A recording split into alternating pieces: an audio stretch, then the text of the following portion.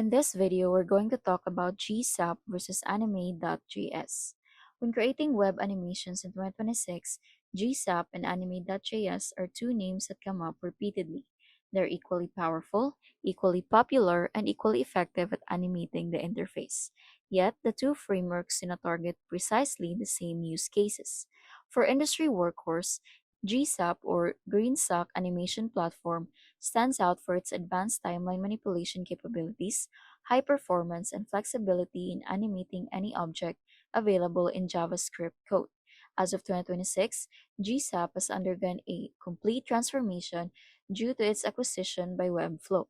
The framework is now completely free of charge, and all the former Club GreenShock premium plugins, including Scroll Trigger, Morph SVG, and Split Text, are now available to anyone who wants to use them. For modern minimalists, Anime.js follows a more minimalist approach and has been modernized entirely in its latest version 4 by implementing a modular architecture that allows you to pick only those functions you need.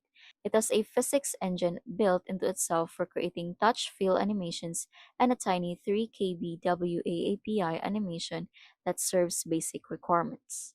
The clean API it uses helps create popular animations effortlessly and thus works very well for simple UI animations and hover interactions. When you're looking for something that's easy to learn, quick to implement, and extremely small in terms of package size, Anime.js will appeal to you.